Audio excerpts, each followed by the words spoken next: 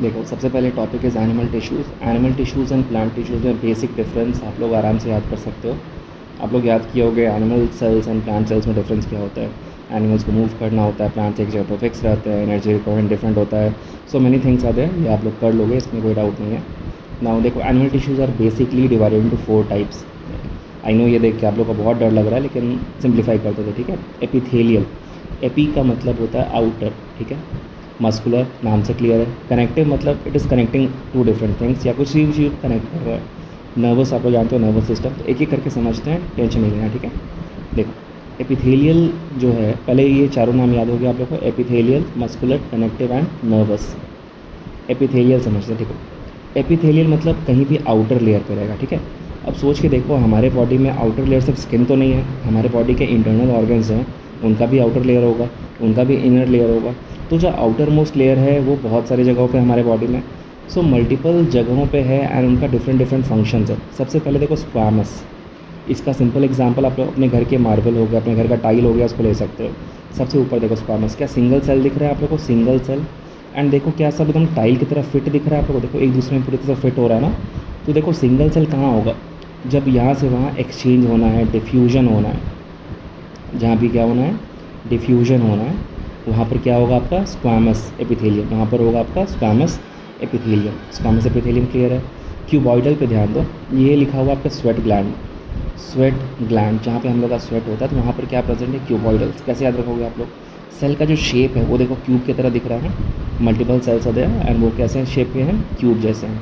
अगला आता है कॉल्यूमनार। कॉल्यूमनार को आप लोग पिलर या फिर कॉलम, COLUMN, कॉलम समझ, सॉरी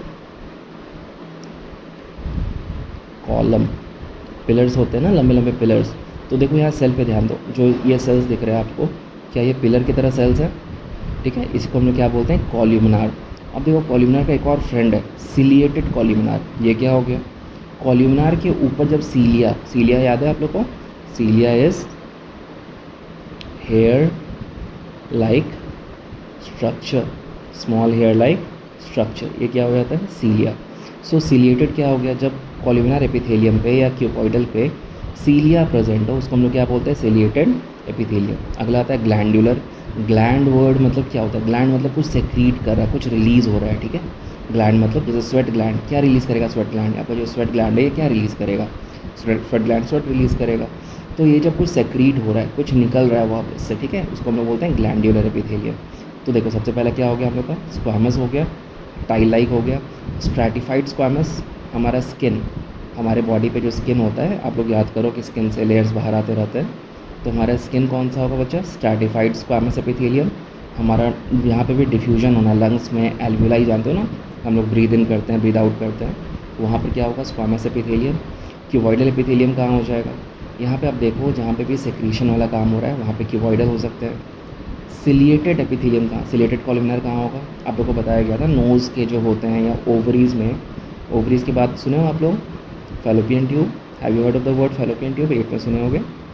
ओवरी से जो एग जाता है फैलोपियन ट्यूब, एंड वहाँ से होते हुए कहाँ जाता है, it goes into the uterus. तो कैसे मूव करेगा, it moves with the help of सीलिया, and ये सीलिया कहाँ प्रेजेंट होगा, it is present on ciliated epithelium, ciliated epithelium. तो जहाँ पे भी सिलिएटेड होगा, कॉलमनार, सिलिएटेड एपिथेलियम या क्यूबॉइडल जो भी होगा, उसको मूव करेंगे, हेयर लाइक स्ट्रक्चर एक फिक्स डायरेक्शन में उसको मूव करते हैं। सो that is epithelial tissue. Epithelial tissue आपके बॉडी के आउटर लेयर, जैसे हम लोग का स्किन हो गया, स्किन पे प्रेजेंट है स्ट्रैटिफाइड स्क्वामस एपिथेलियम। एंड जैसे हमारे बॉडी के इंटरनल ऑर्गन्स हो गए, जहाँ पर डिफ्यूजन होना है वहाँ पर स्क्वामस, जहाँ पर मल्टीपल लेयर चाहिए, जहाँ पर सेक्रीशन होना है वहाँ पे अलग अलग तरह के हम लोग के एपिथेलियल टिश्यूज़ प्रेजेंट होते हैं। एक बार फिर से, स्क्वामस फ्लैटेंड, एक जैसे टाइल जैसा स्ट्रक्चर बनाएंगे, एक दूसरे में फिट हो जाते हैं। Cuboidal, cube shape. कॉलमनार क्या हो गया, पिलर के जैसे। सिलिएटेड मतलब हेयर लाइक स्ट्रक्चर प्रेजेंट है, ठीक है। ग्लैंडुलर क्या हो गया, सेक्रीशन करेगा, मतलब कुछ सेक्रीट करेगा। आई होप इट इज़ क्लियर। देखो अगला आता है मस्कुलर। मस्कुलर पे जस्ट वीडियो डाला हुआ है, वो देख सकते हो। इसमें आप लोग को बहुत प्रॉब्लम है, कनेक्टिव टिश्यू। एक एक करके समझते हैं, बिल्कुल दिमाग नहीं लगाना। पहला देखो एरियोलर, ठीक है। एरियोलर को जैसे फ्लिपकार्ट से आप कोई डब्बा मंगवाए, ठीक है, कुछ भी मंगवाते हो, मान लो चलो आप न्यू iPhone 15 Pro मंगवा लियो, ठीक है, न्यू iPhone 15 Pro, हैप्पी। अब देखो फ़ोन जो मंगवाया, तो क्या फ़ोन डब्बे में डायरेक्ट आता है, आप लोग देखोगे फ़ोन के चारों तरफ बहुत सारा पैकिंग रहता है ना, फ़ोन के चारों तरफ क्या आता है, बहुत सारा पैकिंग। तो ये जो आप देख रहे हो अभी, आपको जो दिख रहा है, क्या ये पैकिंग की तरह लग रहा है कि कुछ इंपॉर्टेंट है उसके बीच में बस भरा हुआ है, it is just filled there. तो ये सब क्या है, किसका एग्जाम्पल है, इसको हम लोग बोलते हैं एरियोलर टिश्यू। एक तरह से ये पैकिंग का ही काम करता है। जो भी हमारे ऑर्गन्स हैं, जो भी हमारे बॉडी के पार्ट्स हैं, उसके बीच में से ये भरा रहता है, ठीक है, it is just filled there. इसमें देख रहे हो बहुत सारे फाइबर्स दिख रहे हैं ना आप लोग को, ठीक है, तो ये it is just filled there, ये पैकिंग टिश्यू की वजह से हो गया। I hope it is. देखो यहाँ टेंडेंस एंड लिगामेंट्स में आपको बस ये देखना है, डेंस जो कनेक्टिव रेगुलर टिश्यू है, डेंस कनेक्टिव टिश्यू, इसमें देखो टेंडेंस क्या करेंगे, इट इज़ जस्ट गोइंग, एक होता है बोन्स टू बोन्स को कनेक्ट कर रहा है, एक देख रहे हो मसल टू बोन, दो तरह का दिख रहा है ना कनेक्शन। कनेक्टिव टिश्यू में दो कनेक्शन आपको दिख रहा है, एक है जो बोन से बोन को कनेक्ट करता है, एक है जो मसल को बोन से कनेक्ट करता है। यहाँ पर देखो आपका ये आर्म का मसल या कोई भी का मसल होगा, तो मसल का ये जो पार्ट है बीच का, जो देख रहे हो मसल को बोन से कनेक्ट कर रहा है, इसको हम लोग क्या बोलते हैं, टेंडेंस। टेंडेंस का काम क्या होता है, मसल को बोन से कनेक्ट करना, एंड लिगामेंट्स का काम होता है बोन को बोन से कनेक्ट करना, ठीक है, आपकी एक बोन को दूसरे बोन से कनेक्ट करना, वो किसका काम है, लिगामेंट्स का। तो इसीलिए इसको हम लोग क्या बोलते हैं, कनेक्टिव टिश्यू। एंड आपको याद करना होगा कनेक्टिव टिश्यू किसका बना होता है, कोलेजन फाइबर्स, ये बनाता है कोलेजन का। कोलेजन क्या करता है, बाइंड करके रखता है। देखो जैसे मसल्स को किससे जोड़ेगा, बोन से, ये काम हो गया टेंडेंस का, and bones to bones that is ligament, that's it. Next है आपका एडिपोज। एडिपोज में आपको देखो एडिपोज साइट, अजीब सा नाम लग रहा है, हमारे बॉडी में स्किन के जस्ट नीचे, ये कहाँ प्रेजेंट होगा, जस्ट बिलो स्किन। जैसे आप लोग देखे होंगे टमी हो जाता है या फिर हमारे आर्म पे कुछ फैट एक्यूमुलेट होता है ना, तो स्किन के जस्ट नीचे रहता है, it is present just below skin. And ये फैट कंटेन करता है, क्या कंटेन करता है, फैट। देख रहे हो फैट के ड्रॉपलेट्स, ये सेल के अंदर चले गए, ये एक सेल है जिसके अंदर क्या प्रेजेंट है, फैट का ड्रॉपलेट, फैट का ड्रॉपलेट, ठीक है। ये क्या करता है, आप लोग को इंसुलेशन प्रोवाइड करता है, क्या प्रोवाइड करता है, इंसुलेशन। जैसे बहुत विंटर कंडीशंस में अगर आप लोग पोलर बेयर देखे हो ना, you all have seen polar bear, या फिर अगर कोई नॉर्मल बेयर अगर हाइबरनेशन करता है, सुने हो ना हाइबरनेशन, तो क्या करता है, बहुत सारा वेट गेन कर लेता है। क्यों वेट गेन करता है, ताकि उसके बॉडी में इंसुलेशन, विंटर में आराम से वो उसको मैनेज कर सके, टेम्परेचर ना अंदर चाहे ना बाहर है, एंड आराम से वो लोग क्या कर पाए, सर्वाइव कर पाए। तो ये क्या करता है, बॉडी का टेम्परेचर मेंटेन करने में थोड़ा हेल्प करता है। नेक्स्ट स्केलेटल, इसमें देखो थोड़ा सा खतरनाक नाम सब लग रहा है, आप लोग को डर लग रहा होगा, बस एक वर्ड आपको ध्यान दो, ये दिख रहा है ऑस्टियोसाइट, एंड यहाँ पे देखो कॉन्ड्रोसाइट दिख रहा है। ऑस्टियो, ऑस्टियो का मतलब होता है बोन सेल, बोन के सेल, एंड कॉन्ड्रोसाइट क्या हो गए, कार्टिलेज, कार्टिलेज के सेल्स। तो हमारे देखो हमारे बॉडी में दो तरह के पार्ट्स होते हैं। देखो एक बहुत अच्छा डायग्राम बना रहे हैं, I know I am a really good artist. तो देखो एक पर्सन यहाँ पे दिख रहा है आपको, इस पर्सन के अगर नोज़ पे ध्यान से देखोगे, नोज़ में जो आगे का पार्ट होता है, आप लोग अगर कभी फील करके देखोगे, जो अगर यहाँ पर आपको बोन दिखेगा, पीछे के पार्ट में आपको बोन दिखेगा, लेकिन जैसे ही थोड़ा आगे बढ़ोगे ना, यहाँ पे एक डिफरेंट टाइप का टिश्यू है जो आराम से फोल्ड हो सकता है। In the same way your ear is there, आप अपने अगर ईयर पे ध्यान दोगे तो ईयर के नीचे वाला पार्ट जो होगा या यहाँ पूरा जो स्ट्रक्चर होता है, इसको आराम से बेंड कर सकते हो, ये वापस अपना शेप ले लेगा, ठीक है। That is the example of cartilage, that is the example of cartilage. और यहाँ पर ये इंसान जो अपना शेप लिए हुए, सर का शेप है, बॉडी का शेप है, ये कौन करेगा, that is the function of bone. तो हमारे स्केलेटल टिश्यू दो तरह के होते हैं, कार्टिलेज और दूसरा होता है bone. One is cartilage and another one is bone. Cartilage का फंक्शन क्या हो गया, कार्टिलेज देखो एक तरह से और प्रेजेंट होता है, जैसे आपके थाई के जो बोन्स हो गए, आप लोग देखो काफ़ी हैवी लेग के बोन्स होते हैं ना सोचो बोन्स के बीच में, जस्ट ट्राई टू अंडरस्टैंड, दिमाग नहीं लगाना, बोन्स के नीचे ध्यान दो कि ये जो प्रेजेंट है बोन, अगर बोन के बीच में कुछ प्रेजेंट नहीं रहेगा तो क्या बोन एक दूसरे से फ्रिक्शन से प्रॉब्लम करने लगेंगे ना। तो इसीलिए बोन के बीच में क्या प्रेजेंट होता है पता है, बोन के बीच में कार्टिलेज प्रेजेंट होता है।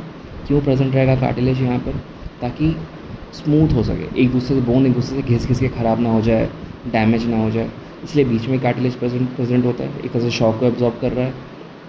एंड हमारे बॉडी में बहुत सारे सॉफ्ट पार्ट, जैसे हमारे ईयर हो गया, हमारे नोज़ का कुछ पार्ट हो गया, हमारे नेक में अगर अपने नेक को आप फील करोगे, you will see rings of cartilage present होते हैं, इस तरह से बहुत सारे रिंग्स प्रेजेंट होते हैं। सो दैट इज़ ऑल्सो कार्टिलेज, ये भी क्या है, कार्टिलेज। ये एक तरह से स्ट्रक्चर प्रोवाइड करता है, लेकिन बोन्स की इतना हार्ड नहीं होता, it is little bit flexible, ठीक है, हल्का फ्लेक्सिबल होता है, अपना स्ट्रक्चर को लेकिन मेंटेन करता है। I hope that is clear.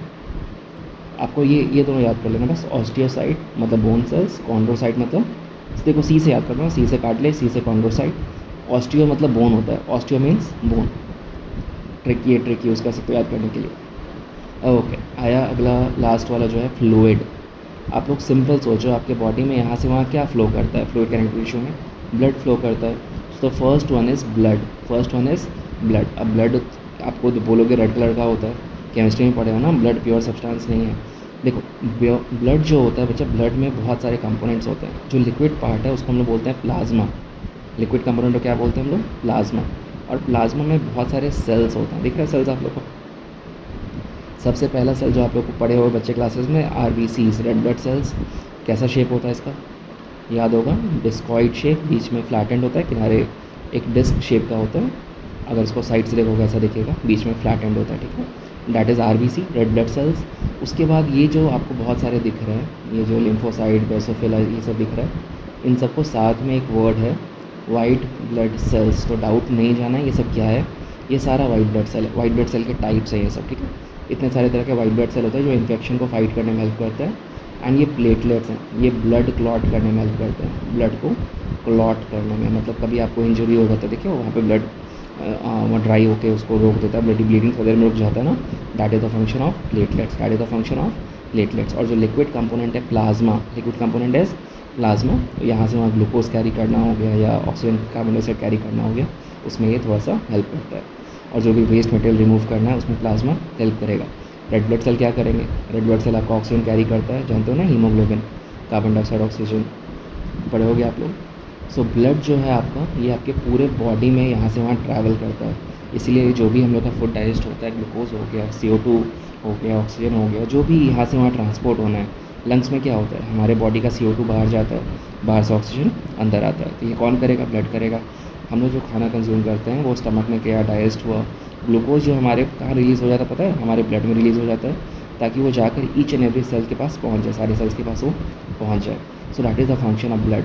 एक वर्ड है यहाँ पे लिम्फ, जो आप लोग नहीं पढ़े हो, आप लोग के लेवल से थोड़ा ऊपर है, समझा देते हैं, वैसे स्पेस है। देख, हमारे जो ब्लड कैपिलरीज होते हैं ना, कैपिलरीज आप लोग पढ़े हो ना,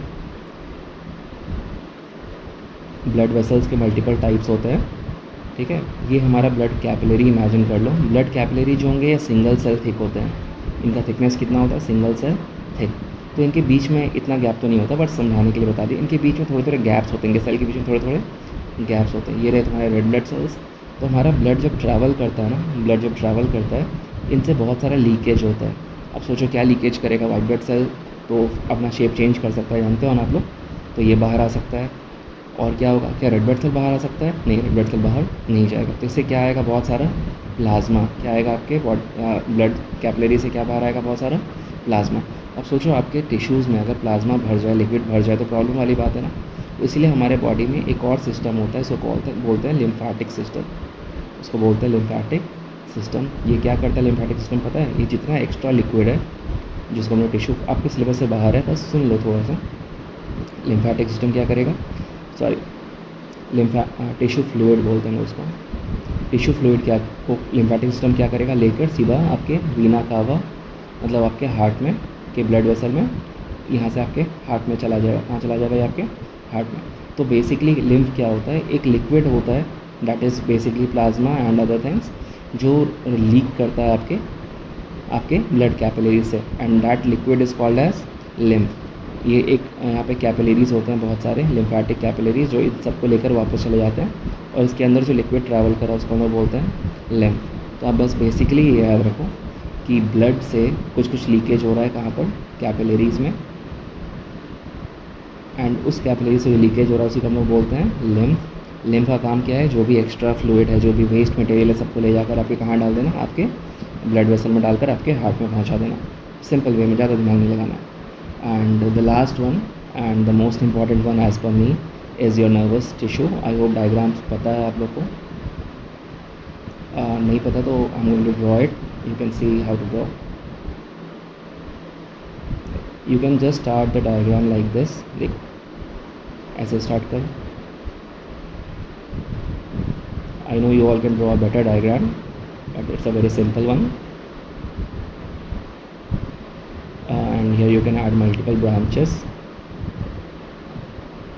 इसको भी आगे कंप्लीट कर दीजिए। It's a very simple diagram just to give you a rough idea. ठीक है, सबसे पहले imagine this as your hand. Okay, तो देखो ये आपका पाम जैसा लग रहा है ना, हाँ, आपके पाम जैसा। तो ये देखो सबसे पहले जो टर्मिनल्स हैं इनको हम लोग बोलते हैं डेंड्राइट्स, इनको बोलते हैं dendrites.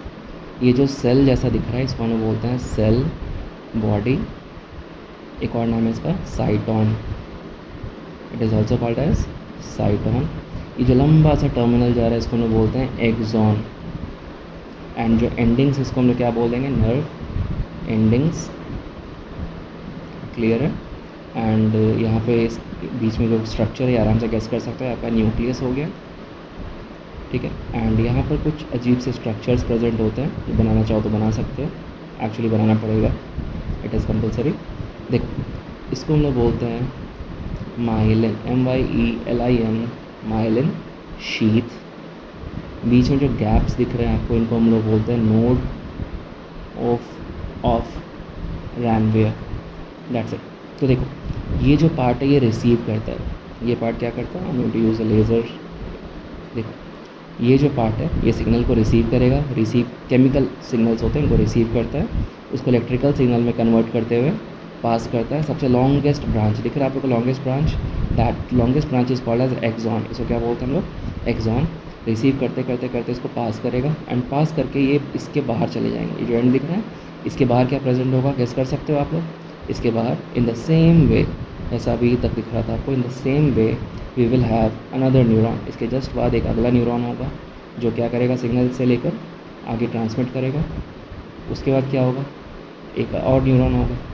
So that is how our nervous system works. ये किस का पार्ट हो गया, ये पार्ट हो गया हमारे नर्वस सिस्टम का।